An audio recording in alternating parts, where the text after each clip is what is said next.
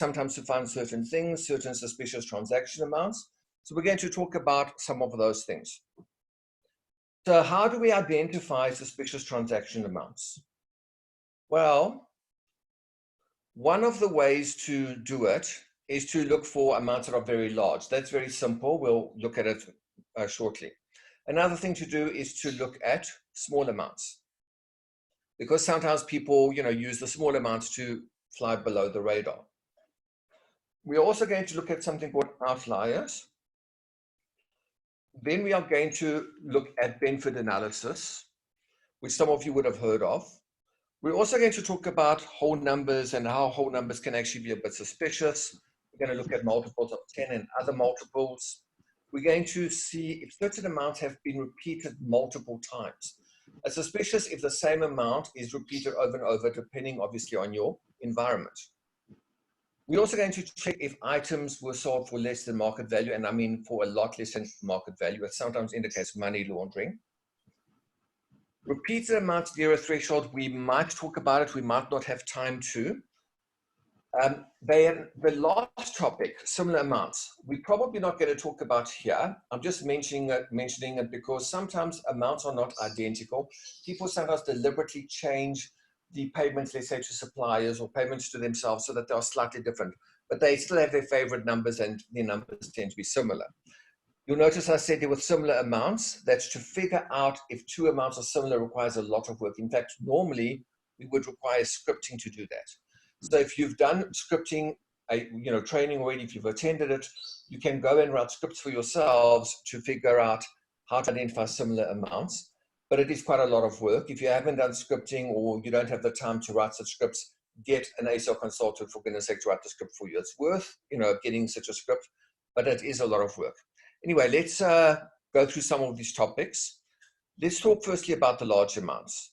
Now, the large amounts are actually very simple to find.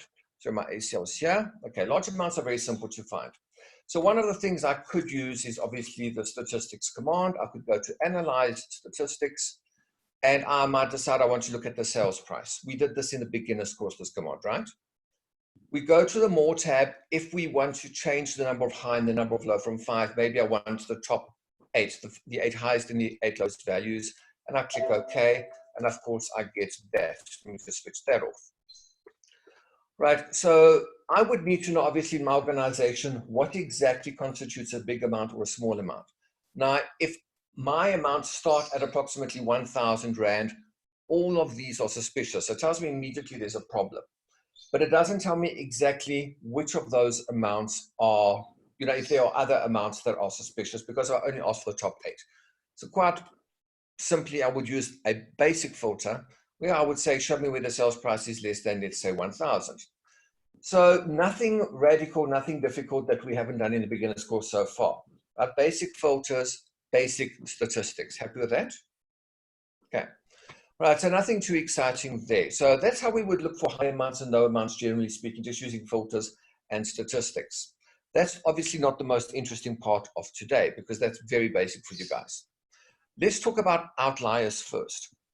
Now, an outlier also refers to amounts that are too big or too small, but it is a bit more scientific in a way than using statistics and using a simple filter. With a filter and statistics, I'm making a judgment. I'm saying, okay, above a certain threshold or below a certain threshold is a problem. I'm not actually letting the computer use the laws of statistics properly to decide what is not a normal amount, so to speak, what's an unusual amount. So let's talk about outliers a bit more. Let's first talk about it outside of ACL before we do this in ACL. So standard deviation, let's talk about that. So there's a person walking along the beach. Suppose we were standing on the same beach with this person where they started walking from. So we're standing right there in front of that first footstep. They've obviously walked away from us. That's social distancing, I don't know.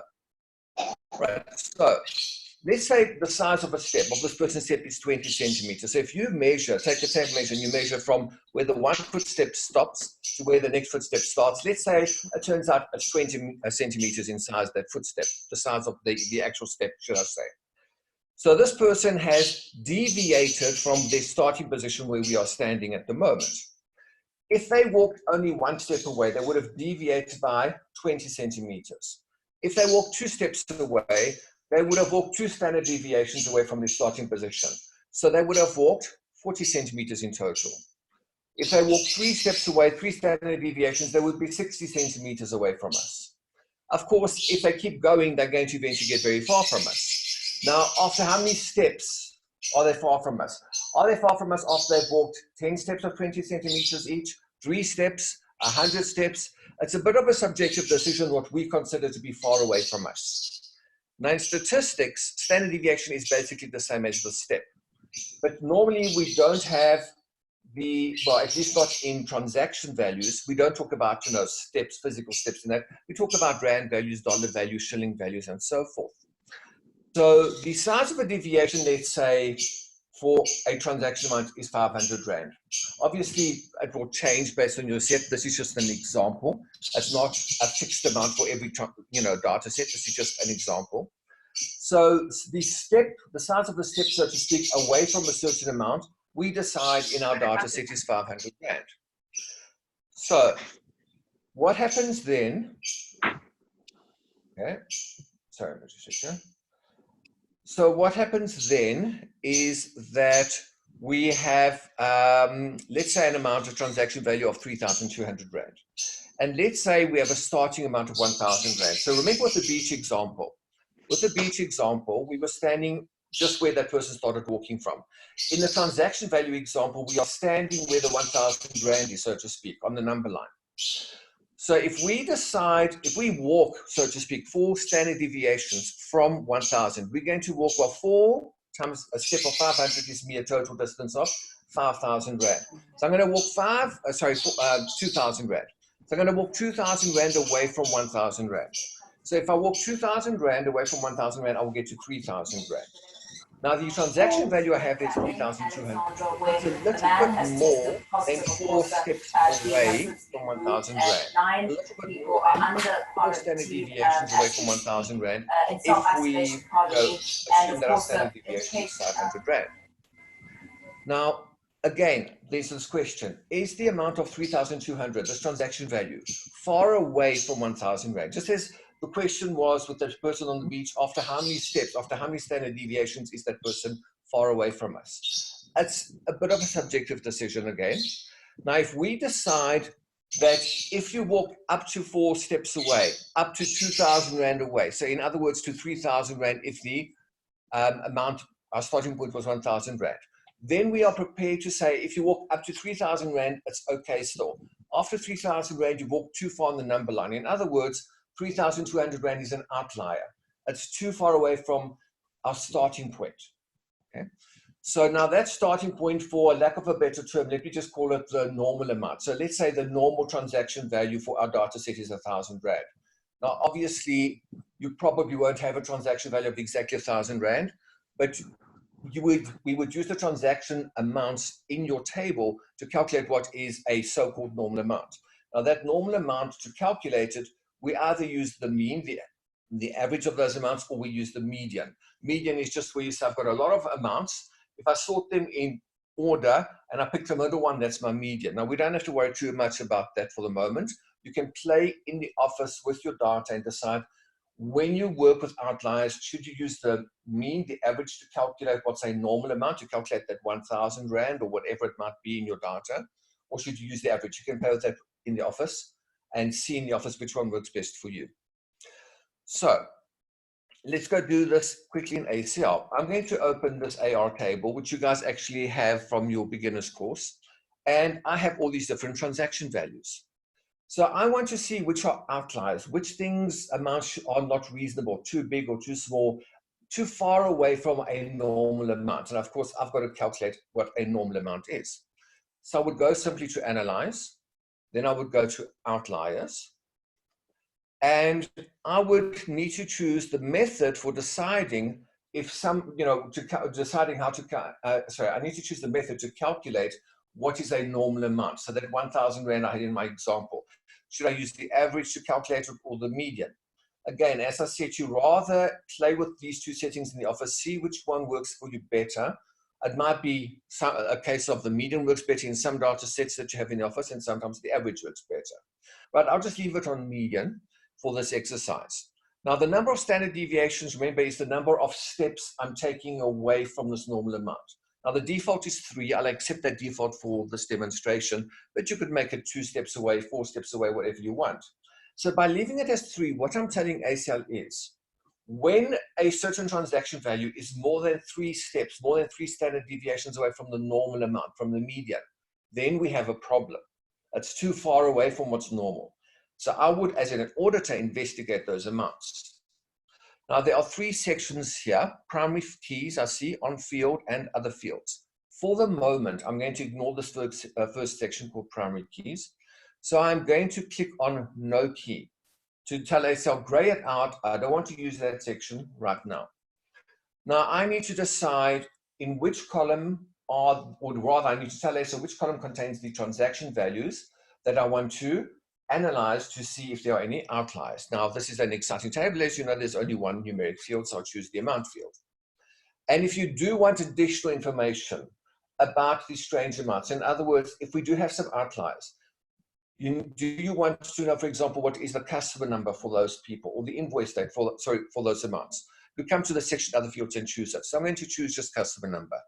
So I want to find out which amounts are more than 3 standard deviations away from the median. I decided that's which amount is so-called normal for this data set.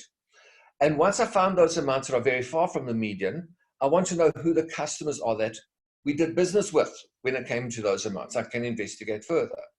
I'm just going to put the result on the screen for this demonstration, and then I'll click on OK.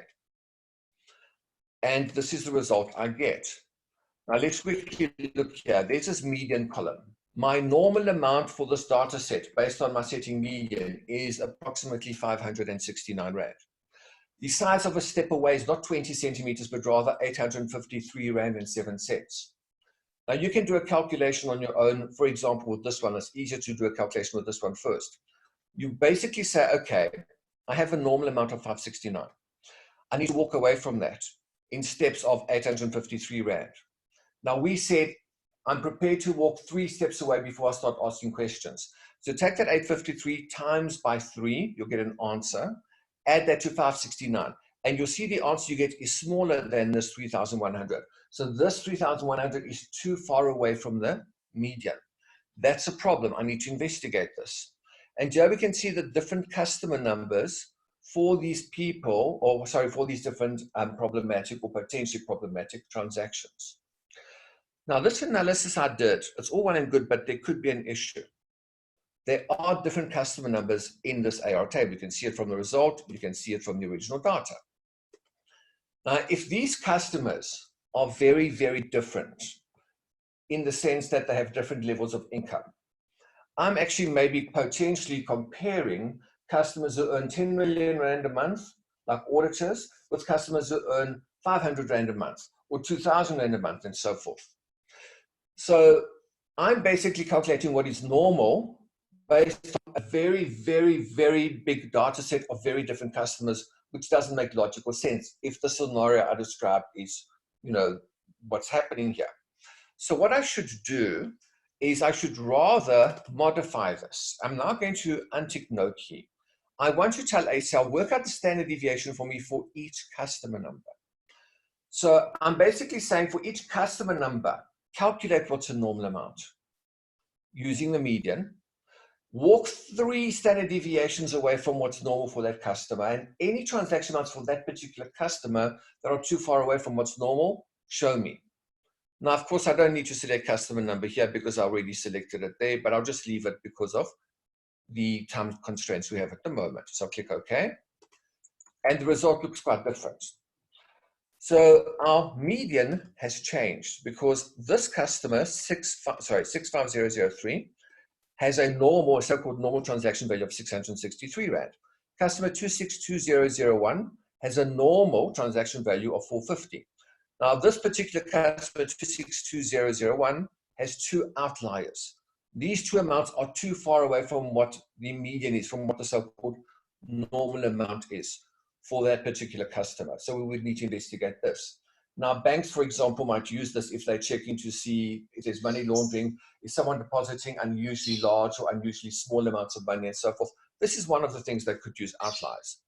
And also similarly, you could use this to find out if someone is spending amounts that are too big or even too small quite frequently with suppliers, and you need to start asking questions. Of course, there are other tools besides the outliers command that will help us to find suspicious transactions. In practice, we use all these different tools in combination because it's like taking a plant in biology. In biology, you take the plant, you can cut it crosswise, and you'll see certain things. Cut it lengthwise, you'll see different things. Same plant, but you're seeing different parts of it. We use different commands and different tools and different functions in ACL to slice and dice our data as if it was a plant, because each time we see slightly different things. So it's important to use all these different things together. Now, guys, by the way, if you have questions, please put them in the chat, right? Just type them in the chat and we'll have a look at them later and respond to you by email. There probably won't be time right now to respond to all your questions. Okay, so that's the idea of outliers. Let's talk about Benford. So Benford's Law is quite an interesting one. So let's start off with a guessing game. I want you to play a guessing game with me. Right, so I give you two numbers, 1 and 2. And I say to you, guess which number I'm thinking of out of those two. Now, the chances that you will guess the correct one are 1 out of 2, 50%.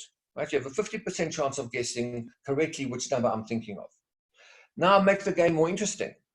I decide there are 3 numbers we're going to play with. I want you to guess which number I'm thinking of. You now have a 1 in 3 chance, or 33% chance of guessing the number I'm thinking of. Similarly, I can make the game even more interesting. I decide now to play with 9 numbers. And I say, tell me which number I'm thinking of, guess. Your chances of success are 1 in 9. In other words, 11% chance of guessing what the number I'm thinking of. Now, you might think, okay, that's all very well. What's this guessing game got to do with auditing? Well, it has something to do with it and also has nothing to do with it. So let me explain. All your transaction values start with a digit. They might start with a 1. You might have a transaction value starting with a 2, like 2,500 Rand. You might have a transaction value starting with a 3. That's $3,928. Whatever the currency is actually irrelevant. But every single transaction value starts with a digit. Now, you might think based on this guessing game and also what common sense seems to tell us, that if you look at a set of transaction values in a table, that 11% of them will start with the digit 1, 11% will start with the digit 2, 3% will start with the digit 3, and so on.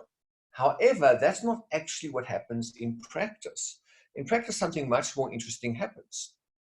In practice, there's a formula, log of 1 plus 1 over n, that tells us how many times a digit should theoretically, and actually not theoretically, but does actually occur in a transaction set that no one has been fiddling with. So if I say, all right, I've got a digit 1, I want to know how many of my transaction values should start with the number 1 if no one has fiddled with my data set. I can plug this 1 in where it says n. You can do a calculation in Excel or in a scientific calculator or in ACL to calculate this log. You'll get 0.301. In other words, if no one has fiddled with your transaction values, 30% or approximately 30% of those transaction values will start with a 1, whether it's 10 Rand, 11 Rand, 153 Rand and 82 cents, 192,289 Rand and 12 cents, it doesn't matter. Approximately 30% of your transactions will start with a 1.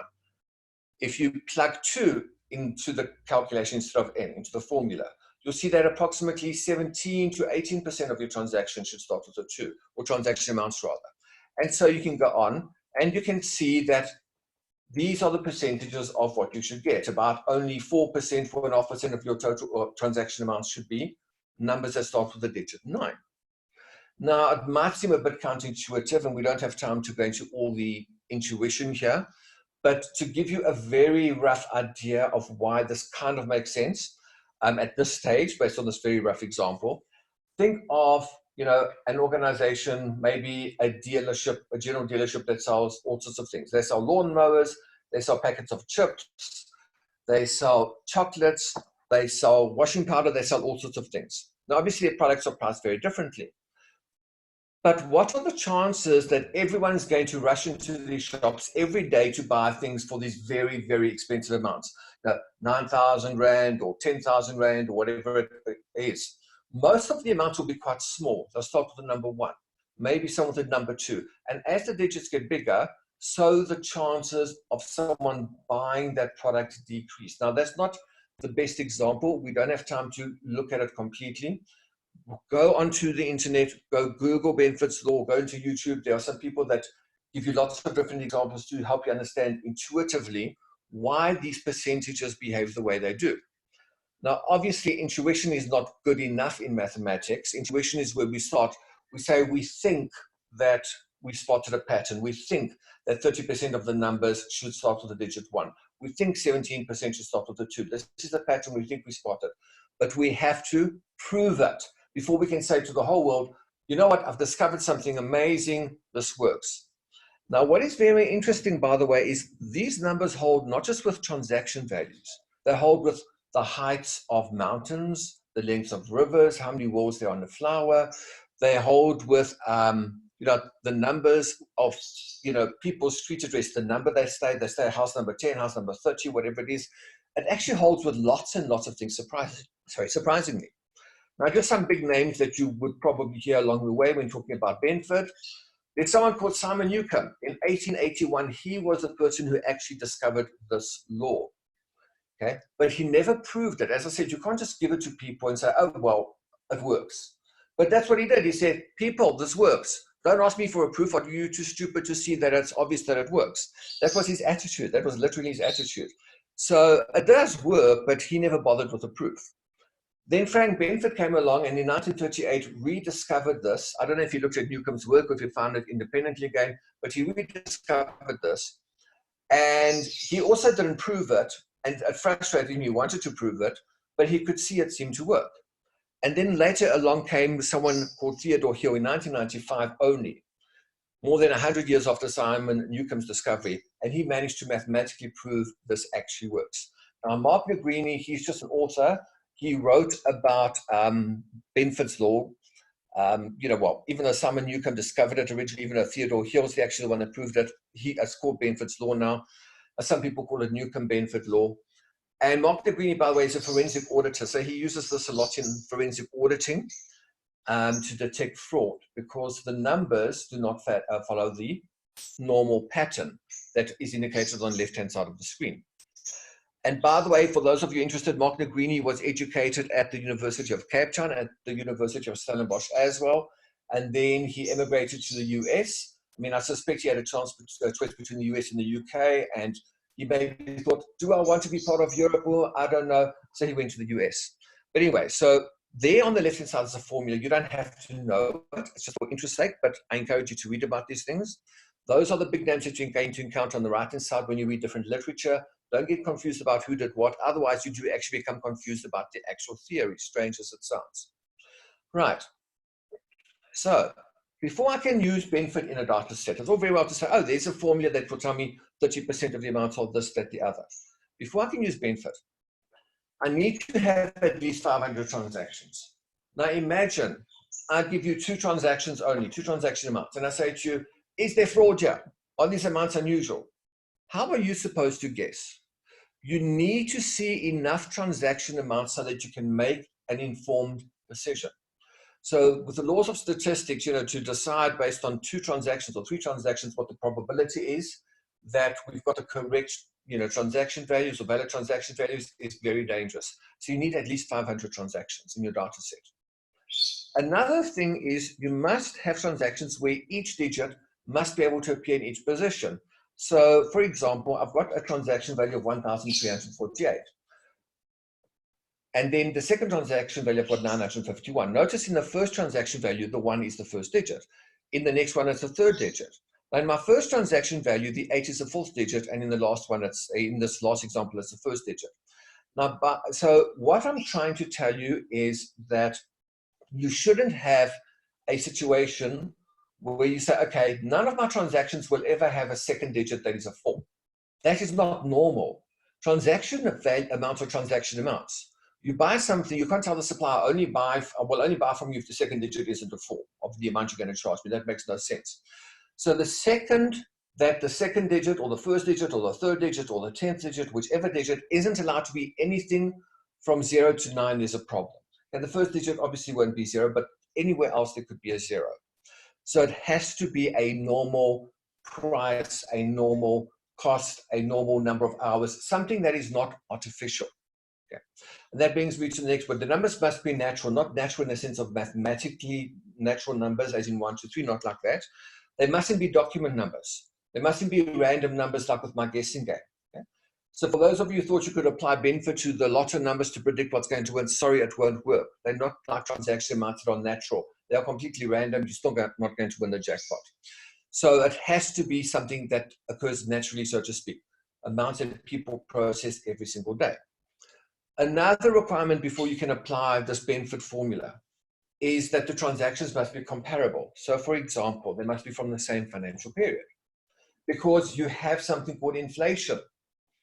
And you don't want to say, oh, well, these other amounts are not normal because they're too big. Well, they're not really too big. They're more than the previous period's amounts because of the effects of inflation. So what you would need to do is, if you wanted to do a study over 2 years, let's say, you would need to create a computed field in ACL first to remove the effects of inflation, either add in the inflation rate to the previous year's figures or subtract inflation rate from the current year's figures, and then you could compare them. Also, you should not compare products or services, for example, that are very different. So if you have transaction values in your table, this is how much it cost me to buy pencils, this is how much it cost me to buy razors, and then somewhere else in the same table, you have something, this is how much it cost me to buy a motor vehicle, this is how much it cost me to buy heavy machinery. It doesn't make sense to see if there's fraud with that complete mixture that you can't compare the cost of a pencil to the cost of heavy machinery. So you should do a filter first and say, let me analyze the heavy machinery on its own. I'll analyze the pencils on their own, and so forth. And obviously any other things that might indicate that the numbers are not similar, of similar categories, would tell you in practice first do a filter before you apply Benford. Now there's something in Benford very importantly called Z-stat. Z-stat is short for Z statistics. So this is simply the standard deviation between the actual count and the expected count. Now what that means is this. As I said, some of your transaction values are supposed to start with a 1. Some of them are supposed to start with a 2, etc. And let's suppose that I look at the transaction values that start with a 1, and I count how many of your transaction values start with a 1. And it turns out there are 235 transaction values in your data that start with a 1. Then I use Benford to figure out how many transaction values should start with a 1. And somehow I do a calculation using that log formula, and it turns out that 190 of your the expected count, the expected count is what Benford tells me. Benford tells me the expected count maybe is 190 transactions. So you should have 190 transactions starting with the digit 1. Now, what would happen with this now is Benford would plug the actual number of transactions starting with digit 1 and the expected number of 190 into a formula, okay? And it will also plug into that same formula, the Z-stat formula, how many transactions you have in your table in total, your population size. And it will come up with the Z-stat score. So in this case, don't worry about how it's calculated. ACL can calculate it for you, but you can read up on it, okay, on the internet. The Z-stat score is 3.252. So let me reiterate. I want to see if something strange is happening in your data.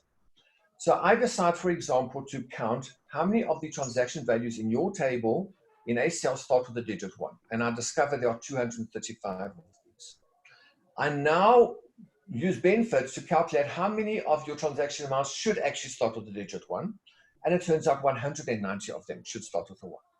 I also check how many transactions do you have in your table, and maybe you have a total of 12,870.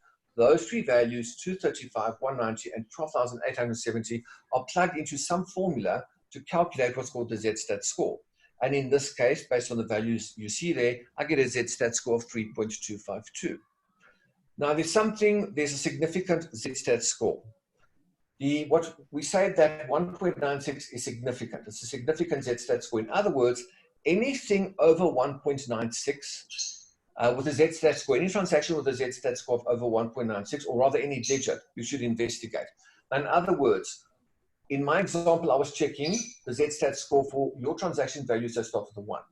I get 3.252, which is considerably over 1.96. So I would investigate, theoretically, okay, the transaction values in your table that start with the digit 1. And here's just a graph for you to see. We don't have to get too technical, but you've got a normal distribution curve. Most of your transactions, approximately 95% of them have, let's say, we'll call it a so-called normal amount. But anything beyond 1.96 standard deviation, beyond the standard deviation here from the mean, beyond the standard deviation from the mean, that is the problem ones. Now, please, I don't expect you to understand this fully. This is not a proper technical statistics lesson. I'm just giving you more information than you need to know at the moment so that you can hopefully go and read more about it. It's always good to know more. Right? That's why some people have the neighbors they do. Those neighbors always want to know more about what's happening in someone else's lives. But the concept is actually very simple. How many transactions do you have starting with a certain digit? How many should you have? What is a Z-stat score? If it's over 1.96, there's a problem. So let me go do this in ACL. I decide I want to analyze this table, okay? I want to see if any of these sales prices have suspicious amounts. So I would go to Analyze, then I would go to Benford, and I would say, right, I want to perform Benford on the sale price column. And how many digits do I want to look at? I want to look at only the first digit, let's say. So I'm going to look at the first digit. I'll put this on the screen just so we can see what it looks like. And this is the result I get. So some of my transaction values start with a 1. If I click on that, you'll see these amounts here. 153, 1433, 1707. These all start with the number 1, with the digit 1. How many of my transaction values actually start with 1? 492, the actual count.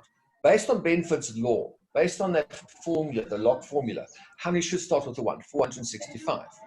Now, what is a Z-stat ratio? There's a formula to calculate Z-stat built into the background of this command. So it calculates the ratio for me automatically. The Z-stat score is 1.482. Now, is that a problem or isn't it? Well, if I remember, the significant Z-stat score is 1.96. Let's see, is this over 1.96? No, it's not. So it's not significant. So theoretically speaking, there are no problems with the transaction starting with digit 1. But look at those starting with a 2, for example. The Z-stat score is 5.037, considerably higher than 1.96. So potentially I should investigate those. Now, what I could do in practice is I could now maybe drill down and go and do further tests on just those starting with a 2. And that would be a good strategy very often. But let's suppose for some other reason, I decide it's more appropriate right now for me to go look at the physical documentation for all transactions starting with a 2. Now, there are 196 of them. Do I really have time to pull 196 invoices or credit notes or whatever the paperwork is that I'm looking for? And the answer is probably no. So what I could do is I could say, okay, using 1, looking at only the first digit, gives me an idea that there is an issue in this data because I've got some very big scores, 5, 4, and so forth. But I don't have time to go put all this paperwork. So let me go look at the first 2 digits. So I'd rather look at the first 2. Okay. So I can see there are some amounts that start with 10. I'll just quickly show you. 1097, 1041, 1067, and so forth. Right? There are those there. And I can see some of these scores here. Let me focus on the 2s for the moment. I don't want to complicate our lives right now. Okay, so if I focus on the 2s, here I see those amounts that start with 2, 1. The Z-stat score is 2.6, which is quite a bit over 1.96.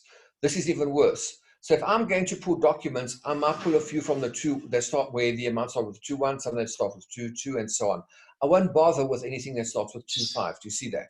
Because that Z-stat score is very small. So I've saved myself a bit of time in terms of getting physical documentation because I'm not going to waste time picking documents for 2,500, 250 something, and so forth. Now, please be careful. I know, this does pick unusual amounts and it is used very often in fraud detection, but for goodness sake, don't go and draw an audit report, say, I found these Z-stat scores, there, it's definitely fraud, end of story.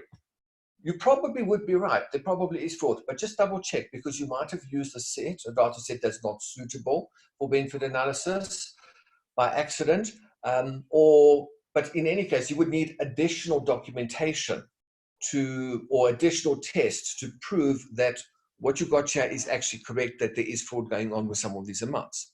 Because in a court of law, these things are important. As a matter of interest, Benford has been used in a court of law, and it has stood up, it has been used, accepted as evidence, but it's always good to have additional evidence. All right, but that's the idea of Benford. You check the first digit, or the first two, or the first three, and so forth, and then to see if any of the amounts, the Z-stat scores have just over a value of just over 1.96. Now, another thing about Benford, okay? Another thing about Benford is this. It is possible that you have a data set that theoretically is not suitable for Benford analysis. So maybe the amounts aren't so-called natural numbers, or the data set is too small. But from experience with those kinds of data sets in your organization exactly what the expected count should be for the digits. So what you could do is, you could, for example, if you have this data, and let's suppose this data isn't suitable for Benford, you could go and use the summarize command. Sorry, first create a computed field, should I say. You first go create a computed field, and I'll call it first digit, right? If I want to look only at the first digit. And you would need to use a function called leading. So you would use a function called leading on, let's say, the sales price, if that's what we're looking at. Oh, where am I double clicking? Okay, on the sales price, I want to look at one leading digit. So if I put this in my view, I will see the first sales price, let me just drag it here, starts with the 4, the next one with the 2, and so on. I can now use the summarize command to help me count how many times each first digit appears. I'll just put it on the screen quickly, but normally I would put this in a table so you can see that. Now, I've already done this in advance. I put these digits in a table for you. There are the digits, there's the actual count. Now, the expected count I would need to know. I would need to feed that into ACL, from another table by using the relate command, or I could just do what I did here. I created a computed field, and I said, okay, if the digit is a 2, this is based on my experience, the actual count for this particular data set and so forth. And then afterwards, I go calculate the Z-stat score on my own. Because Benford, the command won't do this because, it makes certain assumptions. And as I said, in my scenario right now, my data is not appropriate to the assumptions of Benford's law. So I now just use a function called Z-stat. The count there refers to the physical actual number of transactions over 1 or 2 or 3, whatever the case might be. Expected is how many of these do I expect to see? How many transactions should start with a 1 or 2 or 3 based on my experience? And there's my population size. I have 1,544 transactions in this table that I want to analyze. And that one, when I save this, it calculates a Z-stat score, and then I would need to see what is an unreasonable score. Now, obviously, my Z-stat scores here are very different from what I did with Benford's command, because I use very different assumptions in this scenario about what is a normal, expected count for these digits.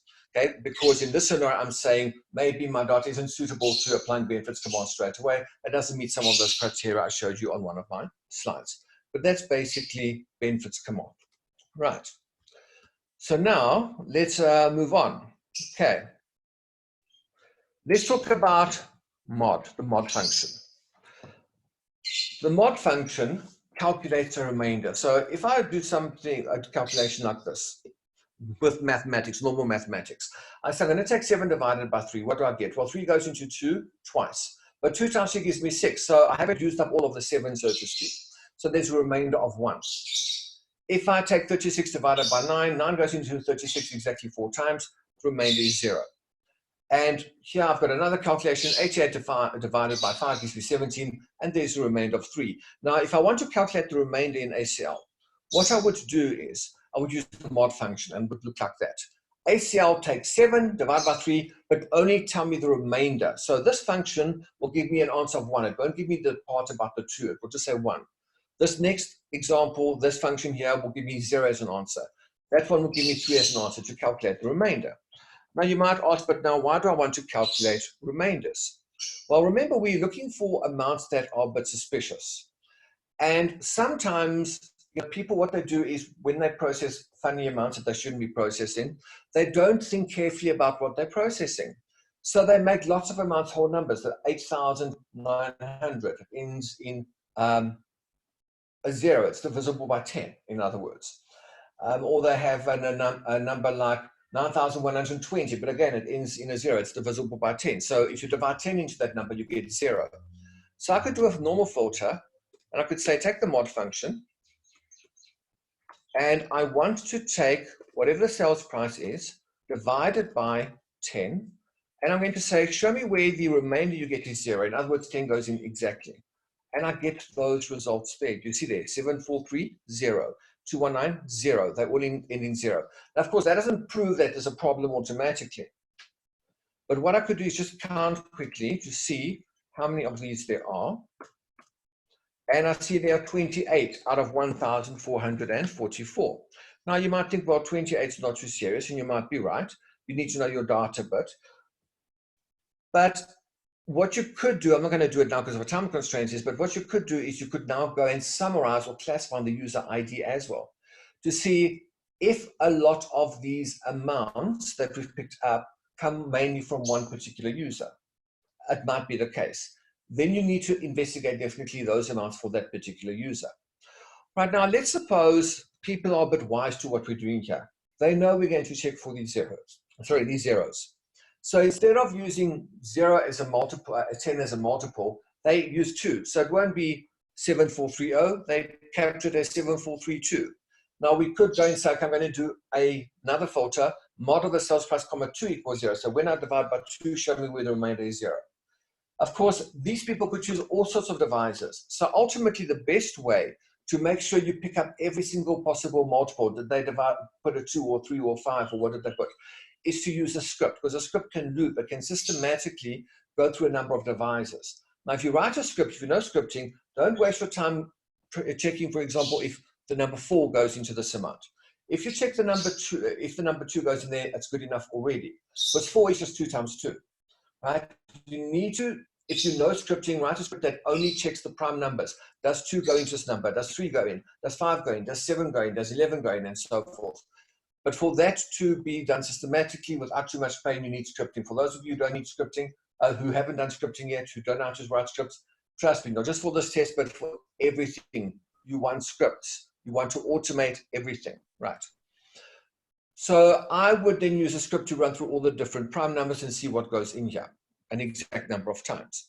Now, some people might get a bit cleverer as well. Let's say they haven't thought about changing that 0 to a 2. They're still leaving it as a 0, but they know that this has got 0 cents in it. So they're going to change this to something like 28 cents, so that I don't pick up that that's a 0. So I'm going to remove this filter. I'm going to show you another function. I'm going to show you the int function. I'll create a computed field here. I'll call this C_int. int stands for integer. And the integer function takes the integer portion of the number to the left of the decimal. So if I apply the int function to the sales price and put this in the view, let's see what we get. You can see I don't have 20 cents in the new column. I just have the integer 4503. I can now apply that filter I had earlier, not to the original sales price column, but rather to the one where I only have the integer portion. Now remember, earlier I had, I believe it was 28 or so amounts of where that ended in a 0 there. Let me just count this and see what I have now. Oh, sorry, what's it? Okay, it is still 28. I'm being overly paranoid. Okay, so no one's messed this around. But you understand the principle.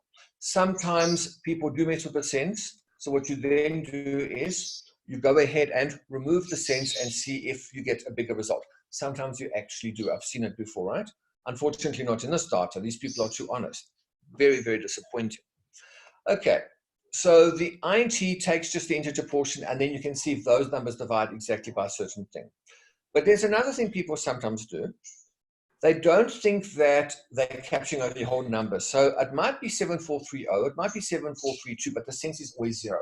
It's especially if you have lots and lots of transactions where the senses are always zero. So what we could do is say, I'm going to take the integer portion of the sales price, and I want to see where it's equal to the original sales price. The only way the sales price can be equal to the one without the cents is if there were no cents in the first place. And I get this result here. I suddenly have 303 whole numbers. Now, for certain environments, certain countries, this is very unusual because of VAT and so on, and because of the currencies. Some countries, obviously, they don't have cents, so this would not mean a thing to them. But you can apply the same principle with other countries with other currencies, but the values would change. You wouldn't use INT, but you would obviously use like maybe the first 2 or 3 digits using the leading function, and do something similar. If I remove the take only the first 3 digits, is it the same as the original sales price, and so forth? Okay. All right. So that's the INT function and the mod function in a very, very quick nutshell. Okay. So let's just also talk quickly about where amounts are the same. That was one of the things I listed on one of my first slides. This is very simply the duplicates command, or you could use the summarize command. So I could go to analyze, summarize. I want to see how many times a certain amount appears. So let's say sales price amount. And I'll put this in a table. Okay, I'll just call this same amount just to see if I get anything. Maybe I get nothing. Let's find out. Okay, so this amount appears once. I'm not interested in where the amount count is 1. I'm interested in where it appears more than once. I can look for duplicates here, but I'll just quickly do a quick sort descending to see. Look here, look at this one. This amount appears 29 times. Now, the problem with the way I've done this test is I don't know who processed this. So what I should have done is I should have said, okay, I'm going to summarize. Let me rather start from scratch. I'm going to do summarize on the sales price. And then what I'm going to do is I want to pull through the user's details as well. Now, I'm very tempted to pull through the user ID from other fields. But remember, that picks only the first user ACL sees for that particular price. That's fine if it turns out that that one amount that keeps repeating is processed always by the same user. But what if there's 3 or 4 people colluding to process that same amount? I'm only going to catch one of them. So let me see where this combination of a sales price and the user ID appears more than once. Okay, again, let me put it in a table. I'll just pull the table same amount again and overwrite the existing result. Okay, and I'll just do a quick sort descending to see how many times these combinations appear. So that amount, being suspicious, paid off in this case. 27 of them were processed by user 3, 2 of them by user 5. Now the question is, was user 5 feeling brave that day? And they just started colluding with user 3? The user 3 instructed him to do something? You know, we don't know what the story is yet, but it is a bit worrying. We need to find out if user 5 was just pulled in inadvertently into the scheme. But definitely user 3 looks like a problem to us. Okay. So we need to investigate that amount and those 2 users, particularly user 3. So you can use duplicates and you can use summarize. Now, let's just see what else I mentioned on my slide, right? I mentioned also that the sales price, if you have a sales price and the market price, might be radically different from the market price. So the idea is this, okay? I want to effectively steal from my employer. Philip, I hope you're not listening to this. All right. So I want to steal from my employer. So my employer sells, widgets, let's say. Now, widget costs 10,000 Rand, but I've got 14,000 Rand, so I make a payment of 5,000 Rand. So that amount is below the market value, let's say, of 10,000 Rand by a lot, by 50%. So then there's a problem there. Or it could be a case of money laundering. You buy a house or something that's supposed to cost 10 million, you buy it for 1 million. Now, that's a huge discrepancy. The other 9 million, that if the real estate agent or whoever does want it, you'd give it to them, but you give it to them on the side. It doesn't go through the normal banking channels. And then, of course, you sell the house afterwards in the normal way, and you get the 10 million Rand into your bank account, so the money's laundered in that way. So what I could do is to see if there's any amount very far from market value to do a calculation. I'll just call this variance, or let me call it variance percentage, just to speed up. Or let me call it variance to make life easier for the moment. Right, so I'm going to say, I want to take the absolute value, just to keep things positive, of the market value minus the sales price. Right, so that will give me a variance between the market price and the sales value. Okay, let me just add it here quickly so it's a bit easier for me to see. So there's my variance. So now I'm going to do a filter. And I want to know where this variance I've calculated. I'm going to take 100.00 quickly and multiply it by that. I'm very aware of fixed point arithmetic, rounding issues in ACL, right? Divide that by the market price. So I'm expressing the variance as a percentage of the market value. And where that is greater than, let's say, 40%, I want to see it. And there are two transactions where we sold something for a value that is very, very far from the market price. And now you need to ask yourself why. Is this an employee doing nonsense? Is this money laundering? Is there something else? What is going on here? There's something very wrong here. So when there are discrepancies between one amount, what something is and what it should be, whether it's sales price, market price, the cost price that you pay a supplier versus the cost price that they quoted and so forth. If you are paying them a lot more than what they quoted or a lot less, something is going on. Just investigate that. Now, another thing I mentioned on my slide very quickly was amounts close to the threshold. So think about purchase orders for a moment. Let's say my authorization limit is 120,000. Now, I know I want to purchase more. And of course, there's the issue of split purchase orders and all that. But what I do is I want to fly below the radar. So I tend to spend 119,000, 118,000, 119,500, very close to my threshold of 120,000. You can check for that by using Benford, because you might find there's a lot of numbers clustered around that value of 120,000. There's too many numbers starting with 1, for example. Or you might use the stratify command.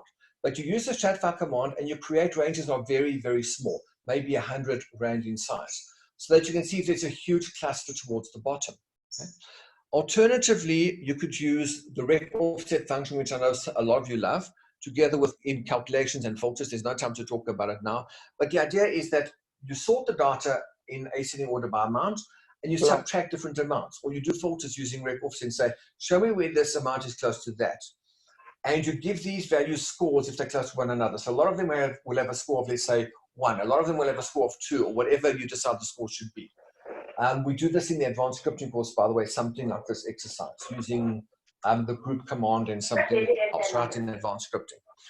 And you give these different transactions a score, and then you can see if a lot of them have the same score. In other words, a lot of them are near the threshold. I know I'm talking in the abstract there, but guys, you need to do scripting. If you haven't done so, you need to do advanced scripting. If you've done advanced scripting, you can do that exercise I've just described to you very roughly. Okay, and then lastly, the one I mentioned, the tricky one, the one with similar amounts. What happens is people sometimes process an amount of, let's say, 1,200 Rand.